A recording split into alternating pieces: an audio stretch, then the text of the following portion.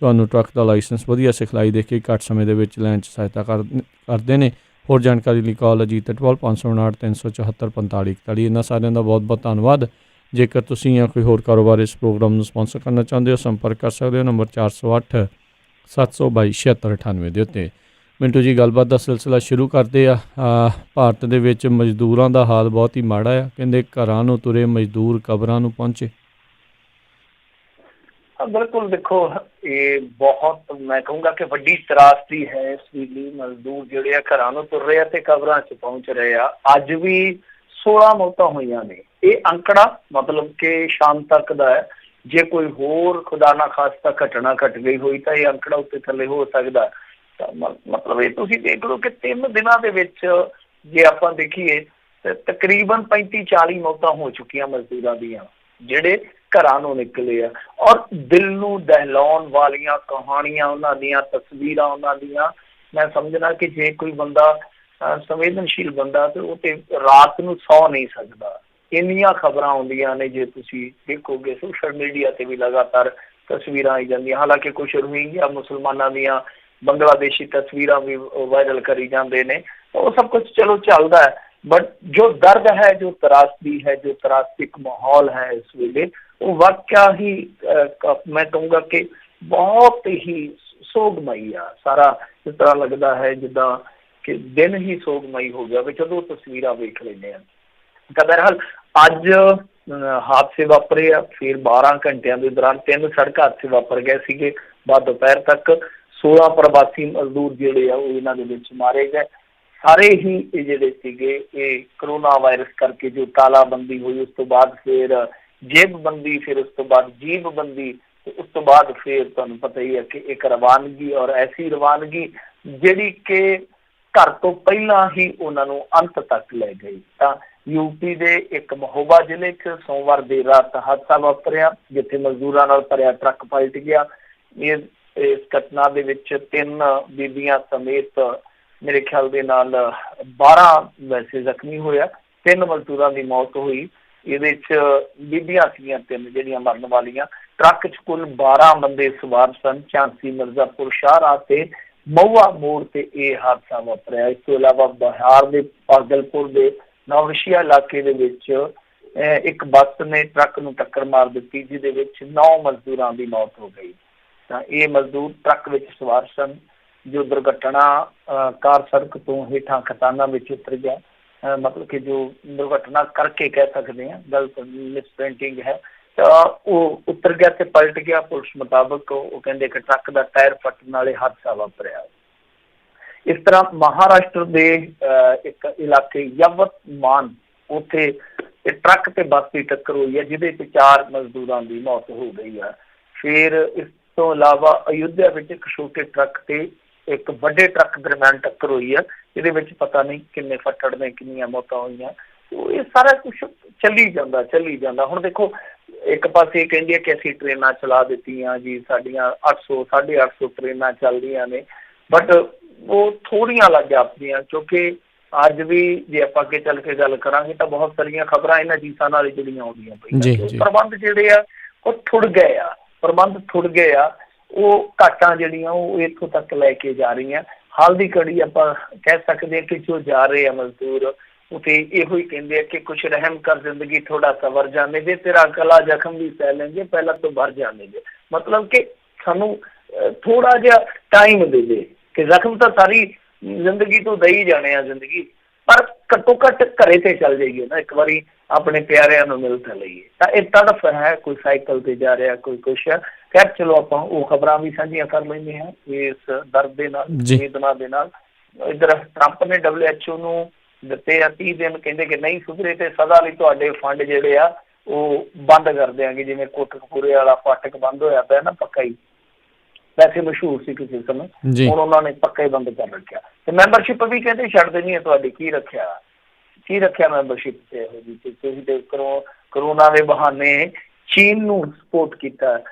US ਵੱਲੋਂ ਇੱਕ ਸਪਸ਼ਟੀਕਰਨ ਆਇਆ ਅੱਜ, ਕਹਿੰਦੇ ਕਿ ਭਾਰਤ ਨੂੰ 200 ਵੈਂਟੀਲੇਟਰ ਦਾਨ 'ਚ ਦਿੱਤੇ ਆ। ਇਹ ਚੰਗੀ ਮਿੱਤਰਤਾ, ਦਾਨ ਦਿੰਦੇ ਆ ਮਿੱਤਰਾਂ ਨੂੰ, ਮਾੜੀ ਗੱਲ ਆ। क्योंकि इत्थे काफ़ी खबरां गर्म छड्ड के 10 ਲੱਖ 'ਚ एक वेंटीलेटर पै रहा, मतलब कि ट्रंप अपना समान बेच रहा और सैकंड हैंड माल बेच रहा। मतलब कि सानूं इस तो बाद ਉਹਨਾਂ ਨੇ ਸਪਸ਼ਟੀਕਰਨ ਦਿੱਤਾ, ਕਹਿੰਦੇ ਨਹੀਂ ਇਹੋ ਜਿਹੀ ਕੋਈ ਗੱਲ ਨਹੀਂ, ਆਪਾਂ ਦਾਨ ਦਿੱਤੇ ਆ, ਦਾਨ ਦੇ ਵਿੱਚ ਸਮਾਨ ਜਿਹੜਾ ਸੈਕੰਡ ਹੈਂਡ ਹੀ ਸਾਨੂੰ ਮਿਲ ਰਿਹਾ। ਹੁਣ ਅਸੀਂ ਮਲੇਰੀਏ ਦੀ ਦਵਾਈ ਜਿਹੜੀ ਟਰੰਪ ਸਾਹਿਬ ਕਹਿੰਦੇ ਮੈਂ ਡੇਲੀ ਖਾਣਾ, ਉਹ ਅਸੀਂ ਹੁਣ ਸੈਕੰਡ ਹੈਂਡ ਦੇ ਦਈਏ ਤੇ ਮਾੜੀ ਗੱਲ ਆ, ਯਾਰੀਆਂ ਵਾਲੀ ਗੱਲ ਨਹੀਂ ਕਰ ਰਹੇ। ਤਾਂ ਖੈਰ ਦੂਜੀ ਚੀਜ਼ ਜਿਹੜੀ ਆ ਕਿ ਚੀਨ 'ਚ ਕਰੋਨਾ ਦਾ ਕਹਿੰਦੇ ਕਿ ਦੂਸਰਾ ਦੌਰ ਸ਼ੁਰੂ ਹੋਇਆ। ਵੁਹਾਨ ਵਾਂਗ ਇੱਕ ਹੋਰ ਸ਼ਹਿਰ ਨੂੰ ਉੱਥੇ ਸੀਲ ਕੀਤਾ ਗਿਆ, ਹਾਲਾਤ ਜਾਰੀ ਆ। ਵੈਸੇ ਚੀਨ ਤੇ ਦਬਾਅ ਤੁਹਾਨੂੰ ਪਤਾ ਹੀ ਹੈ ਬਣ ਰਿਹਾ। WHO ਦਾ ਜਿਹੜਾ ਸੰਮੇਲਨ ਸ਼ੁਰੂ ਹੋਇਆ ਉਹਦੇ ਵਿੱਚ ਯੂਰਪ ਯੂਨੀਅਨ ਮਤਾ ਲੈ ਕੇ ਆਇਆ। ਕਮਾਲ ਦੀ ਗੱਲ US ਨੇ ਮਤਾ ਨਹੀਂ ਅੱਗੇ ਮੂਵ ਕੀਤਾ, ਮਤਾ ਜਿਹੜਾ ਯੂਰਪ ਯੂਨੀਅਨ ਲੈ ਕੇ ਆਈ ਆ। ਨਾਲ ਕੌਣ ਖੜਿਆ ਮਤੇ ਦੇ? ਰਸ਼ੀਆ ਵੈਸੇ ਉਹਨਾਂ ਦਾ ਸਾਥੀ ਹੈ ਚਾਈਨਾ ਵਾਲਿਆਂ ਦਾ, ਪਰ ਜੇ ਤੁਸੀਂ ਦੇਖੋਗੇ ਨਾਲ ਖੜਨ ਵਾਲਿਆਂ 'ਚ, ਮਤੇ ਦੇ ਨਾਲ ਖੜਨ ਵਾਲਿਆਂ 'ਚ ਇੰਡੀਆ ਬਹੁਤ ਇੰਟਰਸਟਿੰਗ ਇੱਕ ਲੌਬੀ ਬਣੀ ਹੈ ਉੱਥੇ। ਦਾ ਇੰਡੀਆ ਹੈ, ਯੂਕਰੇਨ ਹੈ, UK ਹੈ, ਉਹ ਵੈਸੇ ਬ੍ਰਿਟੇਨ ਜਿਹੜਾ ਤੁਹਾਨੂੰ ਪਤਾ ਹੀ ਹੈ ਬ੍ਰੈਗਜ਼ਿਟ ਕਰ ਗਿਆ, ਨਹੀਂ ਤੇ ਯੂਰਪ ਯੂਨੀਅਨ ਦਾ ਹਿੱਸਾ। ਮਲੇਸ਼ੀਆ ਹੈ, ਜਾਪਾਨ, ਇੰਡੋਨੇਸ਼ੀਆ, ਮੈਕਸੀਕੋ, ਮਾਲਦੀਵ, ਇਹ ਸਾਰੇ ਦੇਸ਼, ਸਾਊਦੀ ਅਰਬ ਤੁਹਾਨੂੰ ਪਤਾ ਹੀ ਹੈ ਇਹਨਾਂ ਦੇ ਸਾਥੀ ਹੈ US ਦੇ ਪੱਕੇ, ਤੁਰਕੀ, ਭੂਟਾਨ ਵਗੈਰਾ, ਇਹ ਸਾਰੇ ਮਤੇ ਦੇ ਹੱਕ ਦੇ ਵਿੱਚ ਖਲੋਤੇ ਆ ਕਿ ਹਾਂ ਚੀਨ ਦਾ ਉਹਨਾਂ ਨੇ ਨਾਂ ਨਹੀਂ ਲਿਆ, ਪਰ ਕਹਿੰਦੇ ਆ ਕਿ ਕਰੋਨਾ ਦੇ ਸਰੋਤ ਦਾ ਪਤਾ ਜ਼ਰੂਰ ਲਾਉਣਾ ਚਾਹੀਦਾ। ਤਾਂ ਚਾਈਨਾ ਨੂੰ ਘੇਰਿਆ ਜਾ ਰਿਹਾ WHO ਤੋਂ ਬਾਹਰ ਵੀ ਤੇ WHO ਦੇ ਵਿੱਚ ਵੀ। ਤਾਂ ਅੱਗੇ ਵਧੀਏ ਆਪਾਂ ਭਾਰਤ ਵੱਲ ਪਰਤੀਏ। ਕਹਿੰਦੇ ਆ ਕਿ ਭਾਰਤ ਦਾ ਜਿਹੜਾ 20 ਲੱਖ ਕਰੋੜ ਵਾਲਾ ਆਰਥਿਕ ਪੈਕੇਜ ਆ ਉਹ ਦਿਖਦਾ ਵੱਡਾ ਆ, ਦਿਸਦਾ ਵੱਡਾ ਆ, ਪਰ ਅੱਧੀ ਰਾਸ਼ੀ ਜਿਹੜੀ ਸਾਰੀ ਦੇ ਵਿੱਚੋਂ ਅੱਧੀ ਰਾਸ਼ੀ ਹੈ ਜਿਹੜੀ ਉਹ ਪੁਰਾਣੇ ਐਲਾਨਾਂ ਦੀ ਹੈ। ਇਹ ਮੈਂ ਨਹੀਂ ਕਹਿ ਰਿਹਾ, ਇਹ ਫਿਚ ਜਿਹੜੀ ਤੁਹਾਨੂੰ ਪਤਾ ਹੀ ਬਹੁਤ ਤਗੜੀ ਇੱਕ ਕੰਪਨੀ ਹੈ ਜਾਂ ਕਹਿ ਲਓ ਇੱਕ ਸੰਸਥਾ ਹੈ ਜਿਹੜੀ ਰੇਟਿੰਗ ਏਜੰਸੀ ਵੀ ਕਹਿ ਦਿੱਤੀ ਜਾਂਦੀ ਆ, ਤਾਂ ਉਹਨਾਂ ਨੇ ਕਿਹਾ ਫਿਰ ਚੱਲਿਆ। ਦੂਸਰੇ ਪਾਸੇ ਸਰਕਾਰੀ ਬੈਂਕਾਂ ਨੇ ਉਦਯੋਗ ਖੇਤੀਬਾੜੀ ਨੂੰ ਸਹਾਰਾ ਦੇਣ ਲਈ ਕਰੋੜਾਂ ਦੇ ਕਰਜ਼ ਨੂੰ ਮਨਜ਼ੂਰੀ ਦਿੱਤੀ ਆ। ਇਹ ਫਿਰ ਵਿੱਤ ਮੰਤਰਾਲਾ ਸਾਡਾ ਕਹਿ ਰਿਹਾ, ਪਰ ਮੇਰੇ ਖਿਆਲ ਦੇ ਨਾਲ ਦੇਖੋ ਕਰਜ਼ ਜਿਹੜੇ ਬੰਦੇ ਪਹਿਲਾਂ ਹੀ ਕਰਜ਼ਾ ਥੱਲੇ ਦੱਬੇ ਪਏ ਉਹਨਾਂ ਨੂੰ ਕਰਜ਼ ਦੇਣ ਦਾ ਕੀ ਫਾਇਦਾ, ਨਗਦ ਦੇਣ ਦਾ ਫਾਇਦਾ ਸੀਗਾ। ਲੋੜ ਤੇ ਹੈਗੀ ਹੈ ਕਿ ਤੁਰੰਤ ਟੀਕਾ ਲਾਇਆ ਜਾਵੇ, ਵਿਟਾਮਿਨ ਦੀਆਂ ਗੋਲੀਆਂ ਖਵਾਈ ਜਾਂਦੇ ਆ ਕਿ 6 ਮਹੀਨਿਆਂ ਨੂੰ ਤੂੰ ਠੀਕ ਹੋ ਜਾਏਗਾ। ਵਿਟਾਮਿਨ 6 ਮਹੀਨਿਆਂ ਨੂੰ ਅਸਰ ਕਰੂਗੇ, ਟੀਕਾ ਹੁਣ ਕਰਨਾ, ਤਾਂ ਟੀਕਾ ਲਾਉਣ ਦੀ ਜ਼ਰੂਰਤ ਸੀ। ਖੈਰ ਚਲੋ ਅੱਗੇ ਵਧੀਏ ਤਾਂ ਮਹਾਰਾਸ਼ਟਰ 'ਚ ਪਿਛਲੇ 24 ਘੰਟਿਆਂ ਦੇ ਦੌਰਾਨ 55 ਪੁਲਿਸ ਮੁਲਾਜ਼ਮ ਜਿਹੜੇ ਆ ਉਹ ਕਰੋਨਾ ਪੋਜ਼ਿਟਿਵ ਪਾਏ ਗਏ ਆ। ਬਿਹਾਰ ਦੇ ਵਿੱਚ ਬੁਰੀ ਸਥਿਤੀ ਆ, ਕਿਉਂਕਿ ਜੇ ਉੱਥੇ ਦੇਖੋਗੇ ਟਾਈਮਜ਼ ਆਫ ਇੰਡੀਆ ਦੀ ਸ਼ਾਇਦ ਅੱਜ ਰਿਪੋਰਟ ਸੀਗੀ ਕਿ ਉੱਥੇ ਟੈਸਟ ਵੈਸੇ ਘੱਟ ਹੋ ਰਹੇ ਆ ਬਿਹਾਰ ਦੇ ਵਿੱਚ, ਪਰ ਜਿਹੜੇ ਮਾਈਗਰੈਂਟ ਵਰਕਰ ਉੱਥੇ ਪਹੁੰਚੇ ਆ 8337 ਦੇ ਉਹ ਸੈਂਪਲ ਲਏ ਗਏ ਸਨ, 8% ਉਹਨਾਂ 'ਚੋਂ ਭਾਵ 651 ਜਿਹੜੇ ਪੋਜ਼ਿਟਿਵ ਪਾਏ ਗਏ ਆ। ਇਹ ਤੁਸੀਂ ਦੇਖ ਲਓ ਕਿ ਕਿੱਥੋਂ ਤੁਰੇ ਹੋਣੇ ਆ ਵਿਚਾਰੇ, ਕਿੱਥੇ ਪਹੁੰਚੇ ਆ। ਤਾਂ ਇਹ ਜੇ ਸਾਰੀ ਆਪਾਂ ਗਿਣਤੀ ਵੇਖੀਏ ਜੋ ਤਾਦਾਦ ਉੱਥੇ ਹੋਣੀ ਹੈ ਮਾਈਗਰੈਂਟ ਵਰਕਰਾਂ ਦੀ, ਤਾਂ ਫਿਰ ਬਹੁਤ ਵੱਡਾ ਇੱਕ ਮੈਂ ਕਹੂੰਗਾ ਕਿ ਬਿਹਾਰ ਵਾਸਤੇ ਮਸਲਾ ਬਣ ਜਾਏਗੀ। ਇੱਧਰ ਗੁਜਰਾਤ ਮਾਡਲ ਅੱਜ ਕੱਲ੍ਹ ਤੁਹਾਨੂੰ ਪਤਾ ਹੀ ਹੈ ਜ਼ਿਆਦਾ ਹੀ ਫੇਲ ਕਰ ਰਿਹਾ ਆਪਣੇ ਆਪ ਨੂੰ।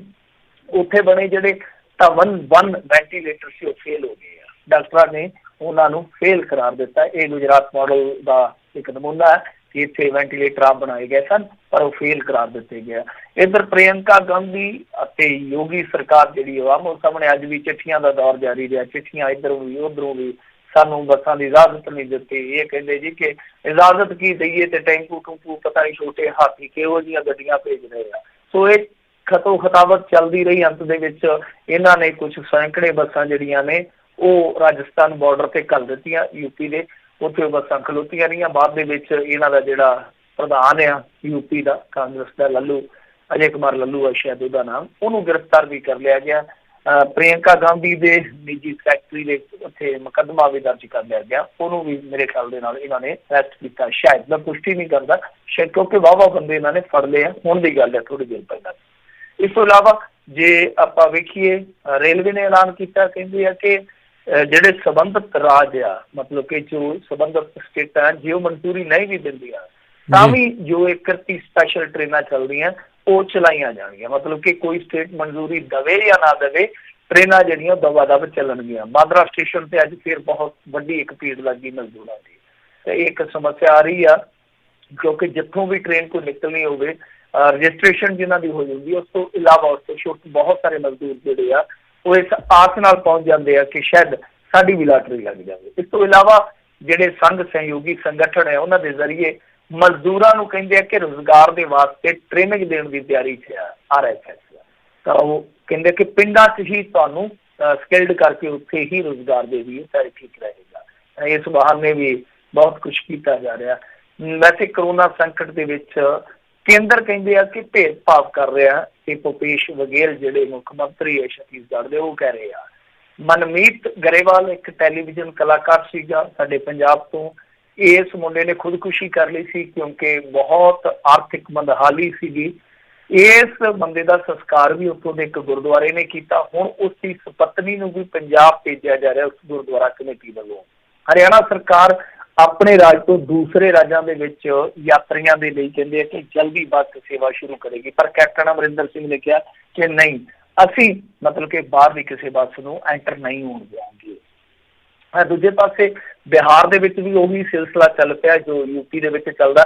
ਕੁਆਰੰਟੀਨ ਸੈਂਟਰਾਂ ਦੀ ਰਿਪੋਰਟ ਕੀਤੀ ਸੀਗੀ ਇੱਕ ਪੱਤਰਕਾਰ ਨੇ, ਤਾਂ ਉਸ ਪੱਤਰਕਾਰ ਨੂੰ ਜਿਹੜਾ ਦੈਨਿਕ ਭਾਸਕਰ ਅਖਬਾਰ ਤੋਂ ਆ ਉਹਦੇ ਖਿਲਾਫ ਵੀ FIR ਦਰਜ ਕਰ ਦਿੱਤੀ ਗਈ ਹੈ। ਤਾਂ ਇਹ ਅਜੀਬ ਸਿਲਸਿਲਾ ਚੱਲਦਾ ਪਿਆ ਕਿ ਜੇ ਕੋਈ ਰਿਪੋਰਟਿੰਗ ਕਰਦਾ, ਜੇ ਕੋਈ ਆਪਣਾ ਫਰਜ਼ ਨਿਭਾਉਂਦਾ ਤਾਂ ਉਹਦੇ ਖਿਲਾਫ ਮੁਕੱਦਮਾ ਦਰਜ ਕਰ ਦਿੱਤਾ ਜਾਂਦਾ ਹੈ। ਲੋਕਡਾਊਨ ਦਾ ਮੈਂ ਜਿਵੇਂ ਤੁਹਾਨੂੰ ਕਿਹਾ ਕਿ ਸਭ ਤੋਂ ਦੁਖਾਂਤਕ ਪੱਖ ਹੈ ਮਜ਼ਦੂਰਾਂ ਵਾਲਾ। ਤਾਂ ਇੱਕ 13 ਸਾਲ ਦੀ ਬੱਚੀ ਦੇਖ ਲਓ, ਕਿੰਨੀ ਕੁ ਉਮਰ ਹੁੰਦੀ ਹੈ 13 ਸਾਲ ਦੀ ਬੱਚੀ, ਗੁੜਗਾਉਂ ਤੋਂ ਨਿਕਲੀ ਆ, 1200 ਚ ਸਾਈਕਲ ਖਰੀਦਿਆ, ਪਿੱਛੇ ਆਪਣੇ ਬਾਪ ਨੂੰ ਬਿਠਾਇਆ, ਜਾ ਰਹੀ ਆ ਦਰਭੰਗਾ। ਗੁੜਗਾਉਂ ਤੋਂ ਦਰਭੰਗਾ ਗੂਗਲ ਕਰਿਓ, ਮੇਰੇ ਖਿਆਲ ਦੇ ਨਾਲ 1500 ਕਿਲੋਮੀਟਰ ਦੀ ਦੂਰੀ ਹੋਏਗੀ ਘੱਟੋ ਘੱਟ, ਮਿਨੀਮਮ 1300-1400 ਕਿਲੋਮੀਟਰ ਦੂਰੀ ਹੋਏਗੀ। ਇਹ ਦੇਖ ਲਓ ਕਿ ਇੱਕ ਬੱਚੀ ਆਪਣੇ ਬਾਪ ਨੂੰ ਖਿੱਚ ਕੇ ਲੈ ਕੇ ਜਾ ਰਹੀ ਹੈ। ਕਿੰਨੀ ਦੂਰ ਜਾਏਗੀ, ਕਿੰਨੀਆਂ ਔਂਕੜਾਂ ਹੋਣਗੀਆਂ, ਕਿੰਨੀਆਂ ਮੁਸ਼ਕਿਲਾਂ ਹੋਣਗੀਆਂ, ਖਾਸ ਤੌਰ ਤੇ ਜਦੋਂ ਨਾਰਥ ਇੰਡੀਆ ਦੇ ਵਿੱਚ ਇਸ ਸਮੇਂ ਟੈਂਪਰੇਚਰ 40+ ਆ। ਬਹੁਤ ਔਖਾ, ਬਹੁਤ ਔਖਾ, ਬਹੁਤ ਔਖਾ ਹੈ। ਮੈਂ ਸਮਝਦਾ ਕਿ ਕਲਪਨਾ ਹੀ ਨਹੀਂ ਕੀਤੀ ਜਾ ਸਕਦੀ। ਔਰ ਇਸੇ ਕਲਪਨਾ ਦੇ ਵਿੱਚੋਂ ਹੀ ਮਨ ਕਲਪਦਾ ਹੈ ਜਦੋਂ ਇਹ ਤਸਵੀਰ ਦੇਖਦੇ ਆ ਜਾਂ ਜਦੋਂ ਇਹ ਖਬਰ ਸੁਣਦੇ ਆ ਕਿ ਇੱਕ 4 ਸਾਲ ਦੇ ਬੱਚੇ ਦੀ ਲਾਸ਼ ਮੋਢੇ ਤੇ ਧਰ ਕੇ ਇੱਕ ਬਾਪ ਅੰਬਾਲੇ ਤੋਂ ਪੀਲੀਭੀਤ ਨੂੰ ਜਾ ਰਿਹਾ ਹੈ।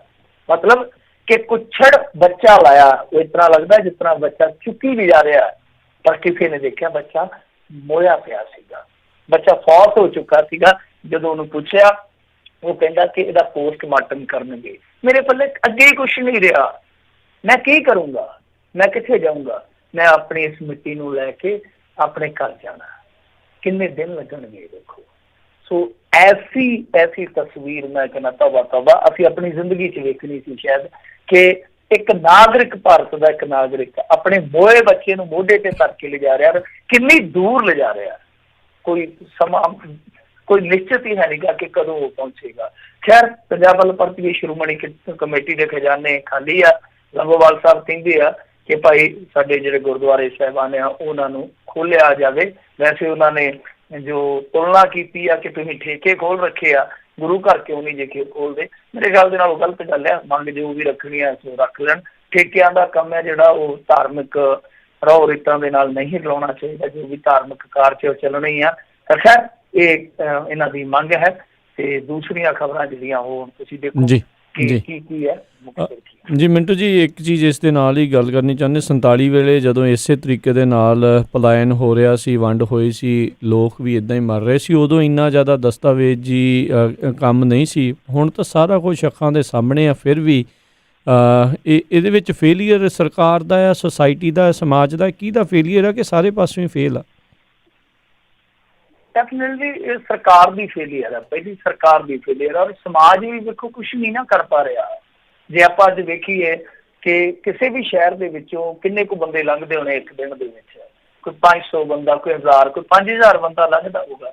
ਕੋਈ ਰੋਟੀ ਟੁੱਕ ਹੀ ਦਿੱਤਾ ਜਾ ਸਕਦਾ ਉਹਨਾਂ ਨੂੰ, ਕੋਈ ਉਹਨਾਂ ਦਾ ਕੋਈ ਵਿਸ਼ਰਾਮ ਕਰਨ ਵਾਸਤੇ ਕੋਈ ਵਸੇਬਾ, ਕੋਈ ਟੈਂਪਰੇਰੀ ਬਣਾਇਆ ਜਾ ਸਕਦਾ। ਸਮਾਜ ਚਲੋ ਨਾ ਕਰੇ, ਇਹ ਸਮਾਜ ਦੇ ਉੱਤੇ ਨਿਰਭਰ ਕਰਦਾ ਕਿ ਸਮਾਜ ਜੇ ਸੇਵਾ ਕਰਦਾ। ਹੁਣ ਜਿਸ ਤਰ੍ਹਾਂ ਦੇਖ ਲਓ ਦਿੱਲੀ ਦੇ ਵਿੱਚ ਠੀਕ ਹੈ, ਮਨਜਿੰਦਰ ਸਿੰਘ ਸਿਰਸਾ ਦਾ ਆਪਣਾ ਇੱਕ ਵਿਵਾਦ ਚੱਲਣ ਡਿਆ, ਪਰ ਬਾਵਜੂਦ ਇਸ ਦੇ ਉੱਤੇ 1 ਲੱਖ ਬੰਦਾ ਰੋਟੀ ਹੈ ਜਿਹੜੀ ਉਹ ਖਾਂਦਾ ਗੁਰੂ ਘਰ ਦੇ ਘਰ, ਠੀਕ ਹੈ ਨਾ। ਉਹ ਮਤਲਬ ਕਿ ਸਿੱਖਾਂ ਦੀ ਇੱਕ ਮਹਾਨਤਾ ਕਹੀ ਜਾ ਸਕਦੀ ਹੈ, ਪਰ ਆਪਾਂ ਉਹਨਾਂ ਨੂੰ ਜ਼ਬਰਦਸਤੀ ਥੋੜ੍ਹੀ ਨਾ ਕਹਿ ਸਕਦੇ ਹਾਂ ਦਿੱਲੀ ਵਾਲਿਆਂ ਨੂੰ ਕਿ ਤੁਸੀਂ ਫਲਾਣੀ ਥਾਂ ਤੇ ਜਾ ਕੇ ਵੀ ਲੰਗਰ ਛਕਾਓ, ਲੰਗਰ ਲਾਓ। ਮਤਲਬ ਜੋ ਗੁਰੂ ਘਰ ਆਉਂਦਾ ਲੰਗਰ ਛਕ ਜਾਂਦਾ, ਠੀਕ ਆ। ਹਾਂ, ਇਸੇ ਤਰ੍ਹਾਂ ਹੀ ਹੈ ਕਿ ਲੋਕਾਂ ਨੂੰ, ਸਮਾਜ ਨੂੰ ਆਪਾਂ ਦੂਜੇ ਨੰਬਰ ਤੇ ਰੱਖ ਸਕਦੇ ਹਾਂ, ਪਰ ਪਹਿਲੇ ਨੰਬਰ ਤੇ ਜ਼ਿੰਮੇਵਾਰੀ ਬਣਦੀ ਹੈ ਸਰਕਾਰ ਦੀ, ਕਿਉਂਕਿ ਨਾਗਰਿਕ ਨੇ, ਬੈਕਬੋਨ ਆ। ਇਹਨਾਂ ਦੇ ਸਹਾਰੇ ਇੰਡੀਆ ਦੇ ਅੱਜ ਪੱਟਾਂ ਤੇ ਹੱਥ ਮਾਰ ਕੇ ਇਹ ਗੱਲ ਕਹਿੰਦੇ ਆ ਨਾ ਇਹ ਲੀਡਰ ਕਿ ਇੰਡੀਆ ਇੱਥੋਂ ਤੱਕ ਪਹੁੰਚਿਆ, ਇਹ ਉਹ ਲੋਕ ਆ ਜਿਨ੍ਹਾਂ ਨੇ ਇੰਡੀਆ ਨੂੰ ਬਚਾਇਆ।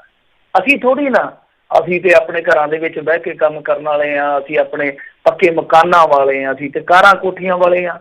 ਇਹ ਉਹ ਲੋਕ ਆ ਜਿਹੜੇ 1500 ਕਿਲੋਮੀਟਰ ਤੋਂ 2000 ਕਿਲੋਮੀਟਰ ਤੋਂ ਪ੍ਰਵਾਸ ਕਰਕੇ ਦੂਜੇ ਸ਼ਹਿਰਾਂ 'ਚ ਆਉਂਦੇ ਆ, ਕਾਰਖਾਨਿਆਂ 'ਚ ਦਿਨ ਭਰ ਰਾਤ ਕੰਮ ਕਰਦੇ ਆ, ਫਿਰ ਖੋਲੀਆਂ 'ਚ ਰਹਿੰਦੇ ਆ, ਫਿਰ ਛੋਟੇ ਛੋਟੇ ਕਮਰਿਆਂ 'ਚ ਰਹਿੰਦੇ ਆ ਜਿਨ੍ਹਾਂ ਦੇ ਵਿੱਚ 6-6 7-7 ਜਣਿਆਂ ਦਾ ਵਸੇਬਾ ਹੁੰਦਾ, ਇੱਕ ਸੜਿਆ ਜਿਹਾ ਵਾਸ਼ਰੂਮ, ਕਿਤੇ ਇੱਕ ਅੱਧਾ ਪੱਖਾ ਵਿੱਚੇ, ਰਸੋਈ, ਸਭ ਕੁਛ ਵਿੱਚੇ, ਤਾਂ ਉਹ ਗੁਜ਼ਰ ਬਸਰ ਕਰਦੇ ਆ। ਤਾਂ ਬੈਕਬੋਨ ਇਹ ਨੇ ਇਸ ਮੁਲਕ ਦੀ, ਪਰ ਬਦਕਿਸਮਤੀ ਇਸ ਮੁਲਕ ਦੀ ਕਿ ਇਹਨਾਂ ਨੂੰ ਜਿਹੜੇ ਅਸਲ ਭਾਰਤੀ ਆ, ਜਿਹੜੇ ਭਾਰਤ ਨੂੰ ਚਲਾਉਂਦੇ ਆ, ਉਹਨਾਂ ਨੂੰ ਉਹਨਾਂ ਦੇ ਹਾਲ ਤੇ ਛੱਡ ਦਿੱਤਾ ਗਿਆ। ਤਾਂ ਮੁੱਢਲੀ ਫੇਲੀਅਰ ਜਿਹੜੀ ਆ ਉਹ ਦੇਖੋ, ਫੇਲੀਅਰ ਤੇ ਹੈਗੀ ਆ ਸਰਕਾਰ ਦੀ, ਕੋਈ ਮੰਨੇ ਜਾਂ ਨਾ ਮੰਨੇ, ਕਿਉਂਕਿ ਇਹਨਾਂ ਨੂੰ ਪਹਿਲਾਂ ਪਲਾਨ ਕਰ ਲੈਣਾ ਚਾਹੀਦਾ ਸੀਗਾ।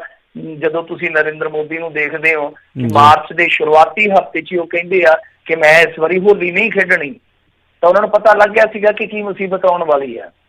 ਤਾਂ ਉਸ ਵੇਲੇ ਉਹਨਾਂ ਨੂੰ ਘੱਟੋ ਘੱਟ ਇਹ ਵੀ ਪਤਾ ਲੱਗਣਾ ਚਾਹੀਦਾ ਸੀਗਾ ਨਾ ਕਿ ਅਸੀਂ ਮਜ਼ਦੂਰ ਇੰਨੇ ਜਿਹੜੇ ਆ ਉਹ ਘਰ ਕਿਵੇਂ ਬਚਾਉਣੇ ਆ। ਔਰ ਮੈਂ ਤੁਹਾਡੀ ਜਾਣਕਾਰੀ ਲਈ ਦੱਸਾਂ, ਗੱਲਾਂ ਤੁਰੀਆਂ ਨੇ ਤਾਂ ਇਹ ਦਿਲਚਸਪ ਗੱਲ ਹੈ, ਇੰਡੀਆ ਦੇ ਵਿੱਚ ਰਾਜ ਕਰਨਵੀਰ ਸਿੰਘ ਦੀ ਡਾਟਾ ਹੀ ਹੈ ਨਹੀਂਗਾ ਕਿ ਕੁੱਲ ਕਿੰਨੇ ਮਾਈਗ੍ਰੈਂਟ ਵਰਕਰ ਹੈ। ਜਦੋਂ ਕਿਸੇ ਕੋਲ ਡਾਟਾ ਹੀ ਹੈ ਨਹੀਂ ਕਿਸੇ ਗਵਰਨਮੈਂਟ ਕੋਲ ਕਿ ਕਿੰਨੇ ਬੰਦੇ ਆ, ਕੀ ਪਲਾਨ ਕਰੋਗੇ? ਮੈਂ ਤੁਹਾਨੂੰ ਇੱਕ ਉਦਾਹਰਣ ਦਿੰਦਾ, ਜਦੋਂ ਸੁਪਰੀਮ ਕੋਰਟ ਦੇ ਵਿੱਚ ਮਸਲਾ ਚੱਲ ਗਿਆ, ਸੁਪਰੀਮ ਕੋਰਟ ਦੇ ਵਿੱਚ ਅਪ੍ਰੈਲ ਦੀ ਗੱਲ ਹੈ, ਸ਼ਾਇਦ ਅਪ੍ਰੈਲ ਦਾ ਪਹਿਲਾ ਹਫ਼ਤਾ ਸੀਗਾ, ਇਹਨਾਂ ਨੇ ਜਾ ਕੇ ਇੱਕ ਗੱਲ ਕਹੀ ਸੀ, ਇਹਨਾਂ ਨੇ ਕਿਹਾ ਸੀ ਸੜਕ ਤੇ ਇੱਕ ਵੀ ਬੰਦਾ ਨਹੀਂ ਹੈ, ਸੜਕ ਤੇ ਇੱਕ ਵੀ ਬੰਦਾ ਨਹੀਂ, ਸਾਰਿਆਂ ਨੂੰ ਅਸੀਂ ਸ਼ੈਲਟਰਿੰਗ ਦੇ ਦਿੱਤੀ ਆ, ਮਤਲਬ ਕਿ ਸ਼ੈਲਟਰ ਹੋਮ ਬਣਾ ਦਿੱਤੇ ਆ। ਔਰ ਕਮਾਲ ਦੀ ਗੱਲ, ਇਹਨਾਂ ਨੇ ਜਿਹੜਾ ਉੱਥੇ ਸ਼ੈਲਟਰ ਹੋਮ ਦਾ ਅੰਕੜਾ ਦਿੱਤਾ, ਏਡਾ ਹੇਰ ਫੇਰ ਵਾਲਾ ਦਿੱਤਾ ਕਿ 70% ਉਹਦੇ 'ਚ ਕੇਰਲਾ ਵਾਲੇ ਸ਼ੈਲਟਰ ਹੋਮ ਸੀਗੇ। ਕੇਰਲਾ ਵਾਲੇ, ਕਿਉਂਕਿ ਆਪਾਂ ਪਹਿਲਾਂ ਹੀ ਇਹ ਗੱਲਾਂ ਕਰਦੇ ਸੀਗੇ ਨਾ ਕਿ ਉਹਨਾਂ ਨੇ ਬਹੁਤ ਵਧੀਆ ਤਰੀਕੇ ਨਾਲ ਮੈਨੇਜ ਕੀਤਾ ਇਸ ਮਾਮਲੇ 'ਚ। ਤਾਂ ਇਹਨਾਂ ਨੇ ਕੀ ਕੀਤਾ ਕਿ ਉਹ ਡਾਟਾ ਜਿਹੜਾ ਉਸ ਤਰ੍ਹਾਂ ਦੇ ਕਾਮਰੇਡਾਂ ਦੇ ਰਾਜ ਨੂੰ ਇਹ 100 ਵਾਰੀ ਨਿੰਦ ਦੇ ਦਿੰਦੇ ਤੇ ਚੱਕ ਕੇ ਡਾਟਾ ਉਹਨਾਂ ਨੂੰ ਦੇ ਦਿੱਤਾ, ਕਹਿੰਦੇ ਸੜਕ ਤੇ ਇੱਕ ਵੀ ਬੰਦਾ ਨਹੀਂ। ਹੁਣ ਬੰਦਾ ਪੁੱਛਿਆ ਬੰਦੇ ਕਿੱਥੋਂ ਆ ਗਏ? ਪਤਾਲ 'ਚੋਂ ਨਿਕਲ ਆਏ ਬੰਦੇ ਤੁਸੀਂ ਉਸ ਸਮੇਂ ਕਹਤਾ ਕਿ ਬੰਦਾ ਕੋਈ ਸੜਕ ਤੇ ਹੈ ਨਹੀਂ, ਸਾਰਿਆਂ ਨੂੰ ਅਸੀਂ ਸ਼ੈਲਟਰਿੰਗ ਦੇ ਦਿੱਤੀ ਹੈ। ਸ਼ੈਲਟਰਿੰਗ ਦੇ ਕੇ ਇਹ ਥੋੜੀ ਨਾ ਕਿ ਤੁਸੀਂ ਉਹਨਾਂ ਨੂੰ ਰੋਟੀ ਨਾ ਦਿਓਗੇ, ਇਹ ਥੋੜੀ ਨਾ ਤੁਸੀਂ ਉਹਨਾਂ ਨੂੰ ਕੱਪੜਾ ਨਾ ਦਿਓਗੇ। ਹੁਣ ਦੇਖੋ ਕਿਸੇ ਦਾ ਕੰਮ ਛੁੱਟ ਗਿਆ, ਮਾਲਕ ਮਕਾਨ ਕਹਿੰਦਾ ਕਿ ਲਿਆ ਰੱਖ ਇੱਥੇ ਕਿਰਾਇਆ, ਉਹ 15 ਦਿਨ 20 ਦਿਨ ਤਾਂ ਇਹਨੂੰ ਕਹੋਗੇ, ਇੱਕ ਪਾਸੇ ਕੰਮ ਹੈ ਨਹੀਂਗਾ, ਦੂਸਰੇ ਪਾਸੇ ਅੰਨ ਹੈ ਨਹੀਂਗਾ, ਤੀਸਰੇ ਪਾਸੇ ਜਿਹੜਾ ਮਾਲਕ ਮਕਾਨ ਹੈ ਉਹ ਕਹਿੰਦਾ ਕਿ ਪੈਸੇ ਵੀ ਬੰਦਾ ਜਾਊ ਕਿੱਥੇ? ਸੋ ਇਹ ਸਮੱਸਿਆ ਸੀਗੀ ਇੱਥੇ, ਫੇਲੀਅਰ ਜਿਹੜੀ ਆ ਮੁੱਢਲੇ ਤੌਰ ਤੇ ਮੋਦੀ ਸਰਕਾਰ ਦੀ ਆ। ਜੀ ਜੀ ਬਿਲਕੁਲ।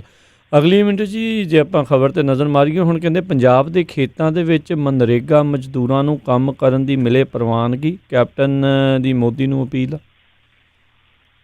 ਹਾਂਜੀ ਦੇਖੋ, ਕੈਪਟਨ ਅਮਰਿੰਦਰ ਸਿੰਘ ਨੇ ਸਹੀ ਗੱਲ ਕਹੀ ਆ। ਕੈਪਟਨ ਅਮਰਿੰਦਰ ਸਿੰਘ ਜੀ ਜਿਹੜੇ ਆ ਉਹ ਬਹੁਤ, ਮੈਂ ਕਹੂੰਗਾ ਕਿ ਇਸ ਮਾਮਲੇ ਦੇ ਵਿੱਚ ਤੇ ਠੀਕ ਹੈ ਕਿ ਬਹੁਤ ਸ਼ਲਾਘਾਯੋਗ ਗੱਲ ਕਰ ਰਹੇ ਨੇ ਕਿ ਇਹਨਾਂ ਨੂੰ ਮਨਰੇਗਾ ਦਾ ਕੰਮ ਜਿਹੜਾ ਉਹ ਦੇ ਦਿੱਤਾ ਜਾਵੇ, ਮਤਲਬ ਕਿ ਖੇਤਾਂ ਦੇ ਵਿੱਚ ਮਨਰੇਗਾ ਕੰਮ ਦੇ ਦਿੱਤਾ ਜਾਵੇ।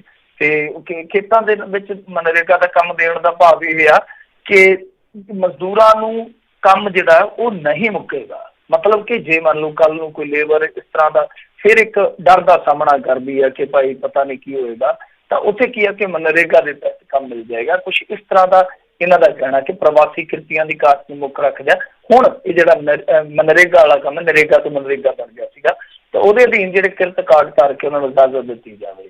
ਸੋ ਇਹ ਉਹਨਾਂ ਦਾ ਕਹਿਣ ਦਾ ਮਤਲਬ ਹੈ। ਵੈਸੇ ਇਹਦੇ 'ਚ ਪ੍ਰਵਾਸੀ ਮਜ਼ਦੂਰ ਨਹੀਂ ਫਿੱਟ ਕਰ ਰਹੇ, ਉਹ ਕਹਿ ਰਹੇ ਆ ਕਿ ਜਿਹੜੇ ਆਪਣੇ ਇੱਥੇ ਲੋਕਲ ਮਜ਼ਦੂਰ ਆ। ਹੁਣ ਇਸੇ ਚੀਜ਼ ਨੂੰ ਆਪਾਂ ਅੱਗੇ ਵਧਾਉਂਦੇ ਹਾਂ, ਹੁਣ ਇਸੇ ਚੀਜ਼ ਨੂੰ ਅੱਗੇ ਵਧਾਉਂਦੇ ਆ ਆਪਾਂ, ਉਸ ਚੀਜ਼ ਨਾਲ ਜੋੜ ਕੇ, ਪਿਛਲੀ ਚੀਜ਼ ਨਾਲ ਜੋੜ ਕੇ। ਕੈਪਟਨ ਅਮਰਿੰਦਰ ਸਿੰਘ ਦੀ ਮੰਗ ਮਾੜੀ ਨਹੀਂ ਹੈ, ਇਹਦੇ ਨਾਲ ਦੁੱਗਣਾ ਫਾਇਦਾ ਕਿਵੇਂ ਆ? ਇੱਕ ਤੇ ਜਿਹੜੇ ਸਾਡੀ ਇੱਥੋਂ ਦੀ ਲੋਕਲ ਲੇਬਰ ਵਾਲੇ ਆ ਉਹਨਾਂ ਨੂੰ ਕੰਮ ਮਿਲੇਗਾ। ਉਦਾਹਰਨ ਦੇ ਤੌਰ ਤੇ ਜਿੱਦਾਂ ਹੀ ਲਾ ਲਓ ਕਿ ਝੋਨਾ ਲੱਗੇਗਾ, ਸਾਡੇ ਇੱਧਰ ਏਰੀਏ ਦੇ ਵਿੱਚ ਨਰਮੇ ਗੋਡਣੇ ਸ਼ੁਰੂ ਹੋ ਜਾਂਦੇ ਆ। ਜੇ ਇੱਕ ਕਿਸਾਨ ਨੂੰ ਮਨਰੇਗਾ ਦੇ ਤਹਿਤ ਖੇਤ ਦੇ ਵਿੱਚ ਮਨਰੇਗਾ ਵਾਲੇ ਕਾਮੇ ਮਿਲ ਜਾਣ, ਉਹਦਾ ਨਰਮਾ ਗੋਡਿਆ ਜਾਊਗਾ, ਤਾਂ ਜਿਹੜੀ ਲੇਬਰ ਆ, ਜਿਹੜੇ ਕਿਰਤੀ ਲੋਕ ਆ, ਉਹਨਾਂ ਨੂੰ ਉਜਰਤ ਮਿਲ ਜਾਊਗੀ ਸਰਕਾਰ ਵੱਲੋਂ। ਦੋਵਾਂ ਦਾ ਫਾਇਦਾ ਹੋ ਗਿਆ ਨਾ। ਇੱਕ ਕਿਸਾਨ ਜਿਹੜਾ ਉਹ ਵੀ ਕਰਜ਼ੇ ਥੱਲੇ ਡੁੱਬਿਆ, ਛੋਟਾ ਕਿਸਾਨ ਹੈ ਜਿਹੜਾ, ਉਹਦਾ ਵੀ ਫਾਇਦਾ, ਦੋਵਾਂ ਦਾ ਫਾਇਦਾ ਹੈ। ਸੋ ਇਹ ਚੀਜ਼ਾਂ ਠੀਕ ਨੇ।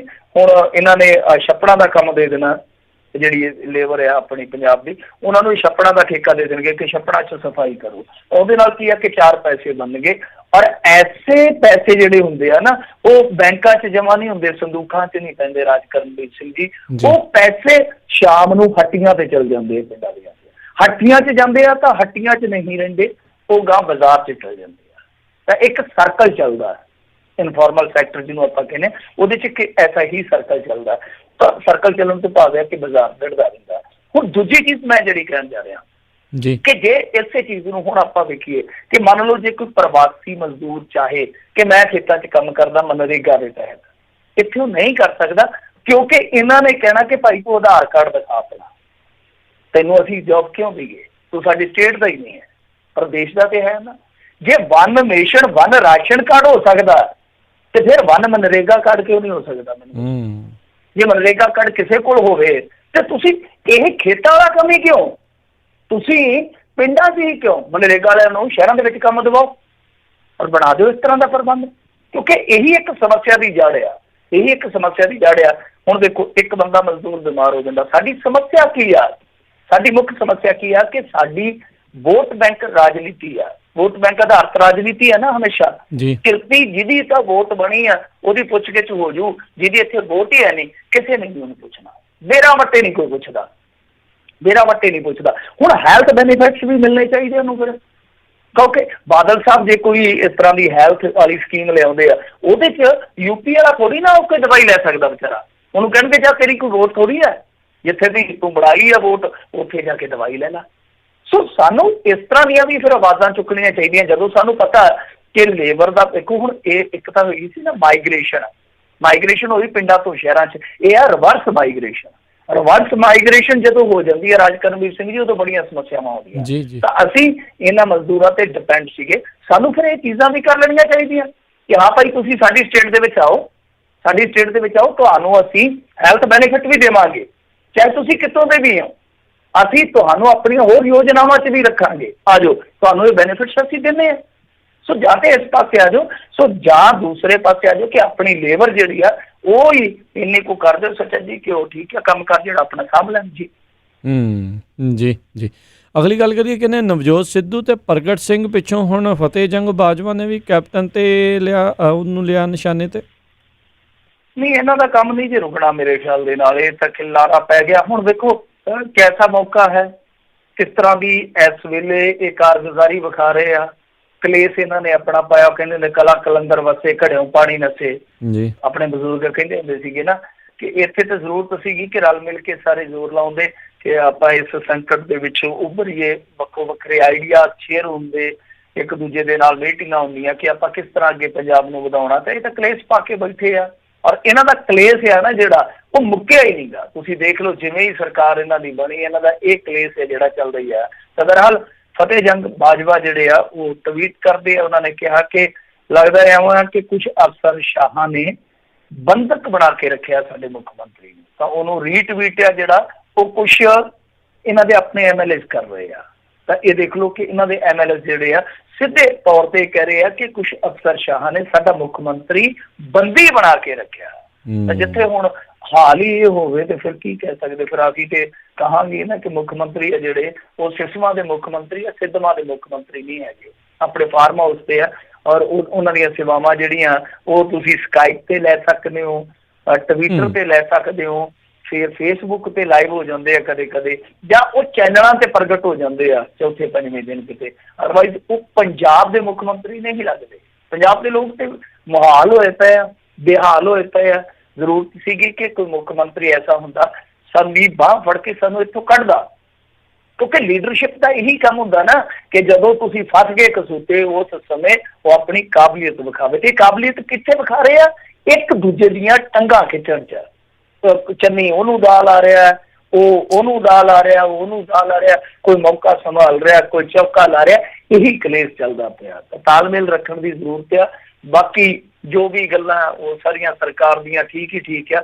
ਬਸ ਇੱਕੋ ਗੱਲ ਮਾੜੀ ਆ ਕਿ ਨਾ ਕੋਈ ਠੋਸ ਯੋਜਨਾ ਹੈ ਤੇ ਨਾ ਕੋਈ ਐਸੀ ਠੋਸ ਉਮੀਦ ਹੀ ਦੇ ਰਹੇ ਆ ਪੰਜਾਬ ਨੂੰ ਜਿਹਦੇ ਨਾਲ ਬੰਦਾ ਮਾੜਾ ਟਾਈਮ ਕੱਟ ਲੈਂਦਾ। ਆਸ ਕਹਿੰਦੀ ਹੈ ਨਾ ਕਿ ਤਦ ਤੱਕ ਆਸ ਜਦ ਤੱਕ ਸਵਾਸ, ਆਸ ਨਾਲ ਬੰਦਾ ਟਾਈਮ ਕੱਢ ਲੈਂਦਾ। ਪਰ ਇਹ ਆਸ ਵੀ ਨਹੀਂ ਬਣਾ ਰਹੇ ਕਿ ਹਾਂ ਭਾਈ ਕੋਈ ਗੱਲ ਨਹੀਂ, ਤੁਸੀਂ ਆਸ ਰੱਖੋ, ਉਮੀਦ ਰੱਖੋ ਸਾਡੇ ਤੇ, ਅਸੀਂ ਇਸ ਦੌਰ ਦੇ ਵਿੱਚੋਂ ਨਿਕਲ ਜਾਵਾਂਗੇ। ਜੀ ਜੀ ਜੀ। ਅਗਲੀ ਜਿਹੜੀ ਮਿੰਟੂ ਜੀ ਗੱਲ ਕਰੀਏ, ਕਹਿੰਦੇ ਗੈਰ ਮਿਆਰੀ N95 ਮਾਸਕਾਂ ਨੂੰ ਲੈ ਕੇ ਸਿਵਲ ਹਸਪਤਾਲ ਲੁਧਿਆਣੇ ਦਾ ਸਮੂਹ ਸਟਾਫ ਹੜਤਾਲ ਤੇ। ਦੇਖੋ, ਮੈਂ ਤੁਹਾਡੇ ਨਾਲ ਨਾ ਆਉਣ ਤੋਂ ਪਹਿਲਾਂ ਹੁਣੇ ਹੀ ਇੱਕ ਸੋਸ਼ਲ ਮੀਡੀਆ ਤੇ ਨਾ ਪੋਸਟਰ ਪੜ੍ਹਦਾ ਪਿਆ ਸੀ ਪੰਜਾਬ ਸਰਕਾਰ ਦਾ।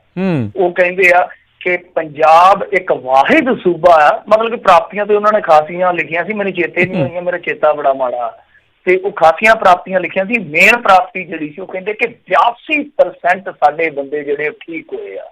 ਸੋ ਇਹ ਕਹਿ ਰਹੇ ਆ ਕਿ 82% ਸਾਡੇ ਬੰਦੇ ਠੀਕ ਹੋਏ ਆ। ਔਰ ਬੰਦੇ ਕਿਵੇਂ ਠੀਕ ਹੋਏ, ਮੈਂ ਤੁਹਾਨੂੰ ਕੱਲ ਹੀ ਦੱਸ ਦਿੱਤਾ ਸੀਗਾ ਕਿ ਜੋ ICMR ਆ ਉਹਨੇ ਨਿਯਮ ਬਦਲ ਦਿੱਤਾ, ਜੋ ਡਿਸਚਾਰਜ ਪਾਲਿਸੀ ਸੀ ਉਹਦੇ ਵਿੱਚ ਚੇਂਜਿੰਗ ਕੀਤੀ, ਜਿਹਦੇ ਕਰਕੇ ਸਾਰੇ, ਕਿਉਂਕਿ ਬਹੁਤੇ ਜਿਹੜੇ ਮਰੀਜ਼ ਸੀਗੇ, 1500 ਸਾਡਾ ਮਰੀਜ਼ ਸੀਗਾ ਜਿਹੜਾ, ਉਹ ਤਕਰੀਬਨ ਆਇਆ ਸੀਗਾ ਮਹਾਰਾਸ਼ਟਰ ਦੇ ਵਿੱਚੋਂ ਜਾਂ ਰਾਜਸਥਾਨ ਦੇ ਵਿੱਚੋਂ ਬਾਹਰੋਂ ਆਏ ਸੀਗੇ। ਤਾਂ ਜਿਹੜੇ ਆਏ ਸੀਗੇ ਉਹਨਾਂ ਨੂੰ ਉਹ ਦਿਨ ਹੋ ਚੁੱਕੇ ਸੀ ਜਿਹੜੇ ਦਿਨ ਉਸ ਕ੍ਰਾਈਟੇਰੀਆ 'ਚ ਆਉਂਦੇ ਸੀਗੇ। ਤਾਂ ਹੋਇਆ ਕਿ ਯਕਦਮ ਉਹਨਾਂ ਬੰਦਿਆਂ ਦੀ ਛੁੱਟੀ ਹੋ ਗਈ, ਅੰਕੜਾ ਜਿਹੜਾ ਸਾਡਾ ਰਹਿ ਗਿਆ ਉਹੀ 400-500 ਦਾ। ਤਾਂ ਉਸੇ ਚੀਜ਼ ਨੂੰ ਉਹ ਕਹਿੰਦੇ ਕਿ ਭਾਈ ਸਾਡੇ ਤਾਂ ਗੱਲ ਇਹ ਆ ਕਿ 82% ਬੰਦੇ ਠੀਕ ਹੋ ਗਏ। ਹੁਣ ਜੇ ਮੰਨ ਲਓ ਉਹਨਾਂ ਬੰਦਿਆਂ 'ਚ ਹੁਣ ਜਿਹੜੇ ਕੋਈ ਇਹ ਸਿੰਪਟੋਮੈਟਿਕ ਆ, ਉਹਨਾਂ 'ਚੋਂ ਜਾ ਕੇ ਕੋਈ ਬਿਮਾਰੀ ਸਪਰੈਡ ਕਰਦੇ ਤੇ ਇਹਨਾਂ ਨੇ ਕਿਸੇ ਨੇ ਜ਼ਿੰਮੇਵਾਰੀ ਨਹੀਂ ਲੈਣੀ, ਕਿਸੇ ਨੇ ਜ਼ਿੰਮੇਵਾਰੀ ਨਹੀਂ ਲੈਣੀ।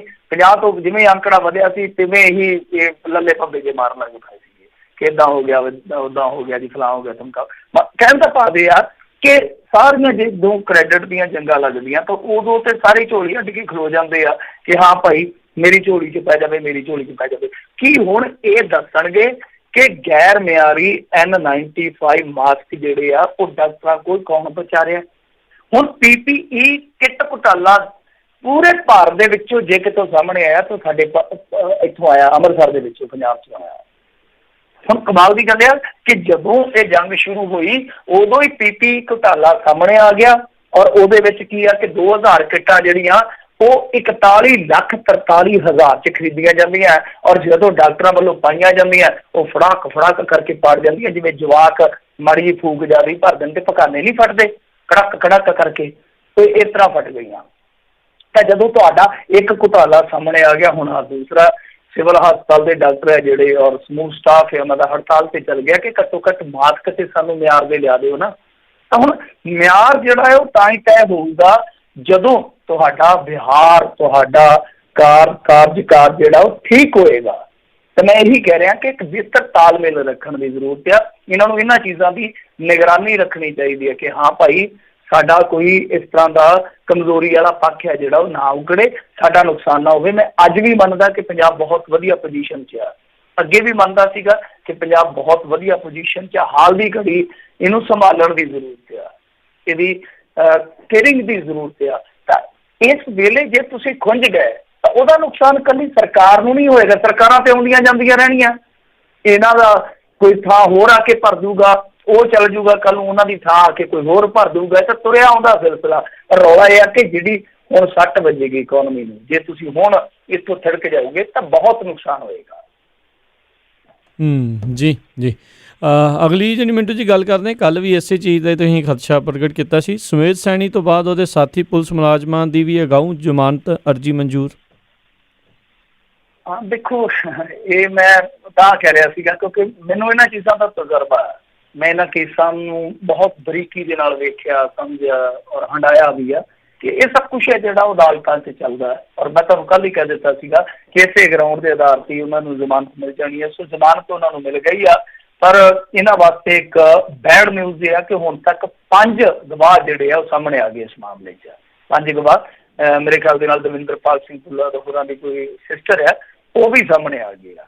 ਉਹਨਾਂ ਨੇ ਵੀ ਬਿਆਨ ਦਰਜ ਕਰਵਾਇਆ ਤੇ ਇਹ ਮਾਮਲਾ ਤਾਂ ਹੁਣ ਚੱਲੇਗਾ। ਤਾਂ ਅੱਜ ਵੀ ਇਹ ਜਿਹੜਾ ਗਰਾਊਂਡ ਆ ਉਹ ਇਹੋ ਹੀ ਰਿਹਾ, ਮਤਲਬ ਕਿ ਜੋ ਡਿਫੈਂਸ ਦੇ ਵਕੀਲ ਆ ਕਿ ਦੇਖੋ ਜੀ ਡਿਲੇ ਬਹੁਤ ਆ, FIR ਦੇ ਵਿੱਚ ਡਿਲੇ ਬਹੁਤ ਆ।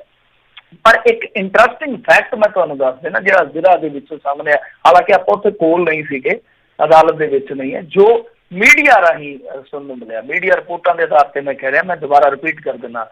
ਤਾਂ ਉਹ ਇੱਕ ਤੱਥ ਕੀ ਆ ਕਿ ਸੈਣੀ ਦੇ ਜਿਹੜੇ ਵਕੀਲ ਸੀ ਉਹਨਾਂ ਨੇ ਇਹ ਗੱਲ ਕਹੀ ਆ ਕਿ ਸੈਣੀ ਨੇ ਕਿਸੇ ਨੂੰ ਆਰਡਰ ਨਹੀਂ ਦਿੱਤਾ ਕਿ ਮੁਲਤਾਨੀ ਚੱਕੋ, ਮੁਲਤਾਨੀ ਨੂੰ ਇਹਨਾਂ ਨੇ ਆਪ ਚੱਕਿਆ। ਜਾਨੀ ਸੈਣੀ ਆਪਣਾ ਬਚਾਅ ਕਰ ਰਿਹਾ, ਆਪਣੇ ਸਾਥੀਆਂ ਨੂੰ ਕਹਿ ਰਿਹਾ ਕਿ ਤੁਸੀਂ ਜਾਓ ਪਹਾੜ 'ਚ ਯਾਰ ਕੇ ਤਾਂ ਆਪਣਾ ਬਚਾਅ ਕਰਨਗੇ। ਮਤਲਬ ਕਿ ਜਿਹੜੀ ਟੀਮ ਨੇ ਮੁਲਤਾਨੀ ਨੂੰ ਚੱਕਿਆ ਉਹ ਕਹਿੰਦੇ ਕਿ ਮੈਂ ਨਹੀਂ ਕੋਈ ਆਰਡਰ ਦਿੱਤਾ, ਭਾਈ ਮੈਂ ਨਹੀਂ ਕਿਸੇ ਨੂੰ ਕਿਹਾ, ਇਹ ਪੁਲਿਸ ਪਾਰਟੀ ਜਿਹੜੀ ਆਪਣੇ ਪੱਧਰ ਤੇ ਚੁੱਕ ਕੇ ਲਿਆਈ ਆ। ਤਾਂ ਇਹ ਇੱਕ ਇੰਟਰਸਟਿੰਗ ਫੈਕਟ ਨਿਕਲਿਆ ਜ਼ਰਾ ਦੇ ਵਿੱਚੋਂ, ਜੋ ਜ਼ਰਾ ਹੋਈ ਹੈ ਜ਼ਮਾਨਤ ਨੂੰ ਲੈ ਕੇ, ਕਿ ਇਹਨਾਂ ਨੇ ਆਪਣੇ ਪੱਧਰ ਤੇ ਚੁੱਕਿਆ, ਕਿਉਂਕਿ ਹੁਣ ਇਹ ਮੁੱਕਰਿਆ ਤੇ ਜਾ ਹੀ ਨਹੀਂ ਸਕਦਾ। ਮੁਲਤਾਨੀ ਨੂੰ ਪੇਸ਼ ਕੀਤਾ ਸੀਗਾ ਉਸ ਸਮੇਂ SDM ਦੇ, ਤਾਂ ਜਦੋਂ SDM ਨੂੰ ਪੇਸ਼ ਕੀਤਾ ਵਾ ਤਾਂ ਇਹਦਾ ਮਤਲਬ ਇਹ ਆ ਕਿ ਉਹ ਬੰਦਾ ਜਿਹੜਾ ਇਹਨਾਂ ਨੇ ਚੱਕਿਆ ਸੀਗਾ। ਤਾਂ ਇਹਦਾ ਮਤਲਬ ਇਹ ਹੈ ਕਿ ਸੈਣੀ ਬੇਸ਼ੱਕ ਪਾਸੇ ਹੈ ਹਾਲ ਦੀ ਘੜੀ ਇਸ ਫਰੇਮ ਦੇ ਵਿੱਚੋਂ, ਪਰ ਜਿਹੜੇ ਬੰਦਿਆਂ ਨੇ ਚੱਕਿਆ ਉਹ ਬਹੁਤ ਕਸੂਤੇ ਫਸ ਸਕਦੇ ਆ ਆਉਣ ਵਾਲੇ ਸਮੇਂ 'ਚ, ਤੇ ਉਹ ਤਾਂ ਸੈਣੀ ਨੂੰ ਫਸਾ ਵੀ ਸਕਦੇ ਆ। ਜੀ ਦੇਖੋ ਕੀ ਬਣਦਾ ਹੈ, ਉਦੋਂ ਤਾਂ ਕਿਹੜੇ ਪਾਸੇ ਨੂੰ ਜਿਹੜਾ ਊਂਠ ਆ ਉਹ ਬਹਿੰਦਾ ਆ। ਜਾਂਦੇ ਜਾਂਦੇ ਜੇ ਮਿੰਟੂ ਜੀ ਗੱਲ ਕਰੀਏ, ਕਹਿੰਦੇ ਪ੍ਰਕਾਸ਼ ਸਿੰਘ ਬਾਦਲ ਹੁਣੀ ਪਹਿਲੀ ਵਾਰ ਵਿਧਾਇਕ ਬਣੇ, ਬੰਦੇ ਹੇਠ ਕਰਨਗੇ ਹੁਣ ਕੰਮ। ਦੇਖੋ ਕੰਮ ਉਹਨਾਂ ਨੇ ਕੀ ਕਰਨਾ, ਉਹ ਤੇ ਔਨ ਡਿਊਟੀ ਰਿਟਾਇਰਮੈਂਟ ਕਰ ਰਹੇ ਆ, ਤੁਸੀਂ ਸਮਝ ਗਏ ਨਾ। ਤੇ ਵਿਧਾਇਕ ਹੁੰਦਿਆਂ ਵੀ ਉਹ ਰਿਟਾਇਰਮੈਂਟ ਵਾਲੀ ਲਾਈਫ ਜੀ ਰਹੇ ਆ, ਕਿਉਂਕਿ ਲੰਬੀ ਦਾ ਮੈਂ ਇੱਕ ਵੋਟਰ ਵੀ ਹਾਂ, ਤਾਂ ਲੰਬੀ ਦੇ ਵਿੱਚੋਂ ਹੀ ਉਹ ਜਿੱਤਦੇ ਆ, ਲੰਬੀ ਦੇ ਹੀ ਉਹ ਨੁਮਾਇੰਦੇ ਆ। ਸਾਲ ਕੁ ਜਦੋਂ ਵਿਰੋਧੀ ਧਿਰ 'ਚ ਰਹੇ ਆ ਉਸ ਸਮੇਂ ਮਤਲਬ ਕਿ ਉਹਨਾਂ ਨੇ ਬਹੁਤ ਹਾਜ਼ਰੀ ਭਰੀ ਹੈ, ਭਰਵੀਂ ਹਾਜ਼ਰੀ ਭਰੀ, ਪਰ 1.5-2 ਸਾਲ ਤੋਂ ਤਕਰੀਬਨ ਉਹਨਾਂ ਦੀਆਂ ਜਿਹੜੀਆਂ ਸਿਆਸੀ ਗਤੀਵਿਧੀਆਂ ਹੈਗੀਆਂ ਨੇ ਉਹ ਆਫ ਹੀ ਆ। ਸੋ ਮੇਰੇ ਖਿਆਲ ਦੇ ਨਾਲ ਜਿਹੜੀਆਂ ਕਮੇਟੀਆਂ ਬਣੀਆਂ ਵਿਧਾਨ ਸਭਾ ਦੀਆਂ, ਤੇ ਉਹਨਾਂ ਨੂੰ ਜਿਸ ਕਮੇਟੀ 'ਚ ਪਾਇਆ ਗਿਆ ਉਹਦੇ ਮੁਖੀ ਹੈਗੇ ਆ ਹਰਦਿਆਲ ਕੰਬੋਜ ਜੀ, ਜਿਹੜੇ ਪਹਿਲੀ ਦਫਾ ਵਿਧਾਇਕ ਬਣੇ ਆ। ਪਰ ਗੱਲ ਇਹ ਆ ਕਿ ਪਿਛਲੀ ਦਫਾ ਵੀ ਉਹਨਾਂ ਨੂੰ ਪਾਇਆ ਗਿਆ ਸੀਗਾ ਇਸੇ ਤਰ੍ਹਾਂ ਦੀ ਵਿਧਾਨ ਸਭਾ ਦੀ ਕਮੇਟੀ ਦੇ ਵਿੱਚ, ਪਰ ਬਾਅਦ ਦੇ ਵਿੱਚ ਉਹਨਾਂ ਨੇ ਅਸਤੀਫਾ ਦੇ ਦਿੱਤਾ ਸੀਗਾ। ਤਾਂ ਅਸਤੀਫਾ ਦੇਣ ਤੋਂ ਬਾਅਦ ਇਹ ਹੈ ਕਿ ਉਹਨਾਂ ਨੇ ਕਮੇਟੀ ਛੱਡ ਦਿੱਤੀ ਸੀ। ਤਾਂ ਮੇਰੇ ਖਿਆਲ ਦੇ ਨਾਲ ਇਸ ਵਾਰੀ ਵੀ ਉਹ ਅਸਤੀਫਾ ਦੇ ਦੇਣਗੇ, ਕਿਉਂਕਿ ਉਹਨਾਂ ਦੀ ਸਿਹਤ ਜਿਹੜੀ ਆ ਉਹ ਅਲਾਓ ਨਹੀਂ ਕਰਦੀ। ਕਿਉਂਕਿ ਜਿਸ ਤਰ੍ਹਾਂ ਇਹ ਕਮੇਟੀਆਂ ਦਾ ਕੀ ਕੰਮ ਹੁੰਦਾ, ਜਿਵੇਂ ਲਾ ਲਓ ਕਿ ਕੋਈ ਕਿਸਾਨੀ ਤੇ ਰਿਪੋਰਟ ਬਣਾਉਣੀ ਆ ਜਾਂ ਕਿਸਾਨੀ ਖੁਦਕੁਸ਼ੀਆਂ ਤੇ, ਤੁਹਾਨੂੰ ਯਾਦ ਹੋਣਾ ਨਾ ਇੱਕ ਵਿਧਾਨ ਸਭਾ ਦੀ ਇੱਕ ਬਣੀ ਸੀ ਇਸ ਤਰ੍ਹਾਂ ਦੀ ਹੀ ਇੱਕ ਕਮੇਟੀ, ਉਹਨਾਂ ਨੇ ਪੜਤਾਲ ਕਰਕੇ ਇੱਕ ਜਾਂਚ ਰਿਪੋਰਟ ਜਿਹੜੀ ਰੱਖੀ ਸੀ ਅਸੈਂਬਲੀ ਦੇ ਵਿੱਚ। ਤਾਂ ਇਸ ਤਰ੍ਹਾਂ ਦਾ ਕਾਰਵਾਰ ਹੁੰਦਾ, ਤਾਂ ਉਹ ਮੇਰੇ ਖਿਆਲ ਦੇ ਨਾਲ ਇਹਨਾਂ ਦੀ ਸਿਹਤ ਜਿਹੜੀ ਹੈ ਇਜਾਜ਼ਤ ਨਹੀਂ ਦਿੰਦੀ ਕਿ ਉਹ ਸਾਰਾ ਕੁਛ ਕਰ ਸਕਣ, ਸੋ ਉਹ ਅਸਤੀਫਾ ਹੀ ਦੇਣਗੇ ਇਸ ਮਰਤਬਾ ਵੀ। ਜੀ ਜੀ। ਤੇ ਮਿੰਟੂ ਜੀ ਬਹੁਤ ਬਹੁਤ ਤੁਹਾਡਾ ਧੰਨਵਾਦ, ਤੁਸੀਂ ਸਾਡੇ ਨਾਲ ਜਿਹੜੇ ਇਹਨਾਂ ਖਬਰਾਂ ਬਾਰੇ ਜਾਣਕਾਰੀ ਦਿੱਤੀਆਂ। ਅਗਲੀ ਵਾਰ ਤੱਕ ਲਈ ਬੜੀ ਮਿਹਰਬਾਨੀ, ਪਿਆਰ ਭਰੀ ਸਤਿ ਸ਼੍ਰੀ ਅਕਾਲ ਜੀ। ਸਤਿ ਸ਼੍ਰੀ ਅਕਾਲ ਜੀ। ਤੇ ਸਰੋਤਿਓ ਇੱਥੇ ਸਾਡਾ ਅੱਜ ਦਾ ਪ੍ਰੋਗਰਾਮ ਸਮਾਪਤ ਹੈ। ਮਿਲਦੇ ਹਾਂ ਅਗਲੀ ਵਾਰ ਤੱਕ ਲਈ ਮੇਰੇ ਵੱਲੋਂ ਵੀ ਤੁਹਾਨੂੰ ਸਾਰਿਆਂ ਨੂੰ ਪਿਆਰ ਸਤਿਕਾਰ ਸਤਿ ਸ਼੍ਰੀ ਅਕਾਲ। ਸੁਣਦੇ ਰਹੋ ਪੰਜਾਬੀ ਰੇਡੀਓ USA।